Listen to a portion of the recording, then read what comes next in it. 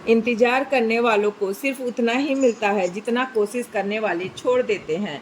मेहनत इतनी खामोशी से करो कि सफलता शोर मचा दे।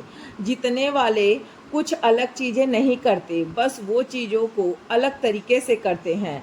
आप तब तक नहीं हार सकते, किसी को हरा देना बहुत ही आसान है। Hey everyone, welcome back to our channel. मैं जागती स्वागत करती हूँ आपका अपने इस नए ब्लॉग में। तो दोस्तों, कैसे हैं आप सब? कमेंट करके ज़रूर बताएं।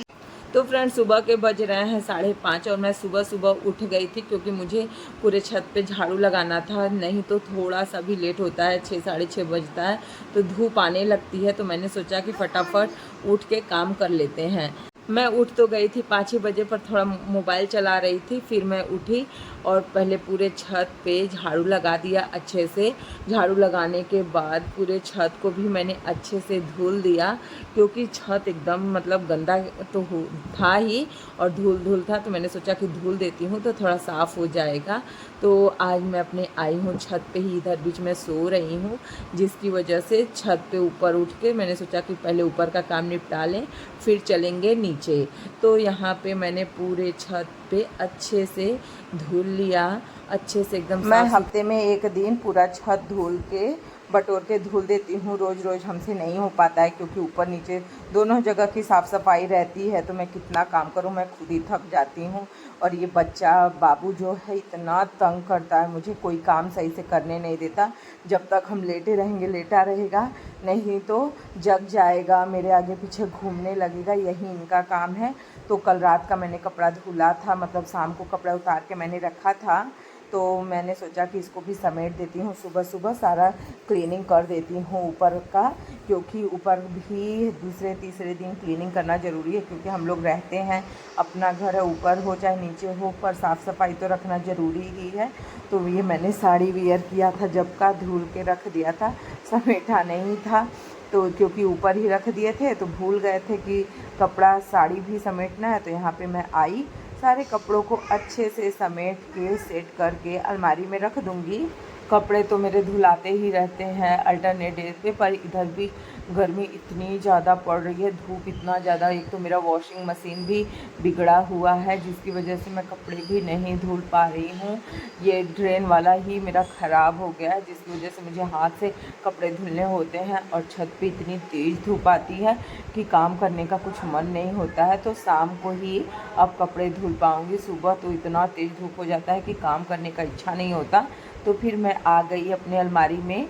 अभी भी मेरा कपड़े ऊपर ही रहते हैं, कुछ कपड़े नीचे ले गई हूँ और ज़्यादा कपड़े ऊपर ही हैं, इसलिए क्योंकि हम ऊपर रहते हैं, नहाते धोते हैं, फिर नीचे चले जाते हैं गर्मी में। तो हम इसी तरह से सब काम कर रहे हैं। तो जो भी सारे कपड़े थे मैं समेट रही हूँ। देखिए, जब वो साफ़ सफाई जितना करना था वो कर लिया, फिर जैसे ही मैं कपड़े समेटने लगी तब बाबू भी जग गया। हम सोचते हैं कि थोड़ा एसी चला दे, ठंडा रहेगा घर, तो ये सोया रहेगा। पर हम जब तक रहेंगे तभी तक ये सोते हैं, नहीं तो मुझे तंग करने के लिए ये उठ जाते हैं। ये दो माँ, वो दो माँ, यही इनका काम है फुल टाइम, बस मुझे परेशान करना। तो अपना अलमारी समेटने के बाद मैं बाबू वाला जो अलमारी सही करना था उसे कर लेती हूँ, क्योंकि कपड़ा मुझे बिल्कुल भी फैला हुआ अच्छा नहीं लगता है। पर इतना कपड़ा है कि मैं कहाँ लेके जाऊँ। और फिर मैं आ गई ऊपर वाले अलमारी को सेट करने, जहाँ पे मैं अपने सारे मेकअप के सामान रखती हूँ। तो यहाँ पे मैं अपना सारा पहले जो बास्केट में था वो सब बास्केट में सेट कर देती हूँ। फिर नेल पॉलिश, रोलर, ऊपर नीचे मेरे सारे सामान ही हैं। एक फेस वॉश ऊपर रखी हूँ तो एक फेस वॉश नीचे, कि कहीं पे भी रहें, दोनों सारा सामान यूज होता रहे। इतनी ज़्यादा गर्मी पड़ रही है कि नीचे सोया नहीं जा रहा है, इसीलिए हम लोग ऊपर ही आ जाते हैं सोने। जब अच्छी अच्छी हवा चलती है तब और अच्छा नींद आता है, नहीं तो फिर एसी चला के सोना ही पड़ता है। मैंने पूरे अलमारी को अच्छे से एकदम समेट दिया, पर बेड का हालत देखिए।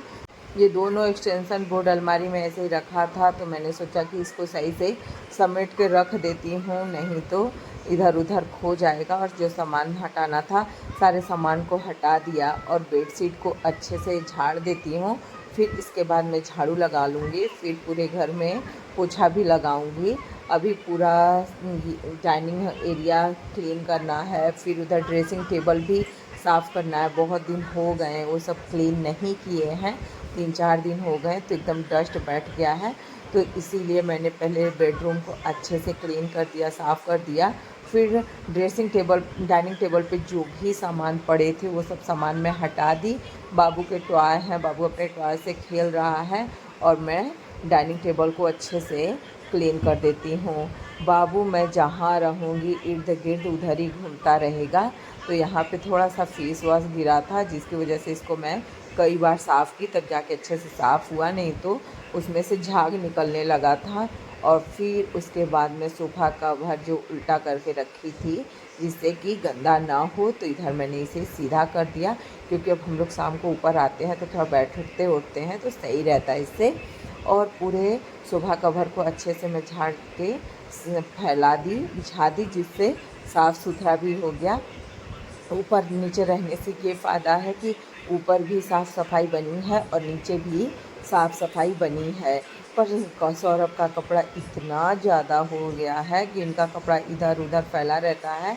आज मुझे अभी ये सब करने के बाद कपड़े भी उनके बहुत सारे धुलने हैं, जो कि मैं शाम को धुलूँगी। तो ये पूरा सोफ़ा का एरिया साफ़ हो गया। फिर मैं आ गई अपने ड्रेसिंग टेबल को साफ़ करने। तो देखिए कितना ज़्यादा डस्ट था कि मेरा फेस भी सही से नहीं आ रहा था। तो इसके बाद मैं अपना ड्रेसिंग टेबल अच्छे से साफ़ कर लेती हूँ। ड्रेसिंग टेबल जैसे लगता है मेरा कि कोई कमल के फूल में खिला है, बहुत ही ज़्यादा यूनिक डिज़ाइन था। ये ऐसा ड्रेसिंग टेबल अभी मैंने बहुत ही कम देखा है, नाम मात्र का देखा है। ये मैंने स्पेशली पापा से बोल के, भाई से बोला था तो वही बना था। तो ये मेरा ड्रेसिंग टेबल जो कि मुझे बहुत ही ज़्यादा पसंद है। थोड़ा स्पेस कम है पर देखने में लुक वाइज बहुत ही ज़्यादा अच्छा लगता है। तो यहाँ पे ये मैंने अपने ड्रेसिंग टेबल को भी अच्छे से क्लीन कर दिया है। और फिर उसके बाद मैं चलूँगी नीचे, सब्जी उब्जी काट दूँगी, फिर ऊपर आके नहा लूँगी, क्योंकि सब्ज़ी छौंक देंगे तो धीरे धीरे बनता रहेगा। दोनों ही भुजिया बनाना है और लेट मुझे हो गया है ऊपर की क्लीनिंग करने में ही। तो यहाँ पे मैं आ गई, दोनों तरफ दोनों कढ़ाई चढ़ा दिया और दोनों में ही भुजिया बनाना है। एक में करेले की भुजिया बनाना है और एक में कुंदरू की भुजिया बनाना है। सौरभ की फरमाइश रहती है कि जब करेले की भुजिया बनाना तो उसके साथ कोई और भुजिया बना देना। वो कहते हैं ना कि हम चाहते हैं कि तुम हमेशा 2 सब्ज़ी बनाओ, पर ये नहीं सोचते कि मेरा कितना काम बढ़ जाता है। तो यहाँ पे मैंने दोनों सब्ज़ी को अच्छे से एकदम छौंक दिया है। अब इसके बाद इसमें मैं मसाला डाल दूँगी। मैं भुजिया में कोई मसाला नहीं डालती, सिंपल हल्दी, नमक और बस, क्योंकि हमारे घर में मसाला थोड़ा कम खाया जाता है। इधर मैंने दाल भी भिगो के रख दिया है और इधर मेरे दोनों सब्ज़ी बन रहा है। तो गाइस आज का ब्लॉग हम यहीं पे ख़त्म करते हैं। मिलते हैं आपसे अगले नए ब्लॉग में। फ्रेंड्स अगर आपको हमारी वीडियो अच्छी लगी तो प्लीज़ वीडियो को लाइक और चैनल को सब्सक्राइब करें और अपना प्यार और सपोर्ट बनाए रखें फ्रेंड्स, क्योंकि आपके प्यार और सपोर्ट की हमें बहुत ज़्यादा ज़रूरत है। तो मिलते हैं आपसे अगले नए ब्लॉग में। Bye bye, take care.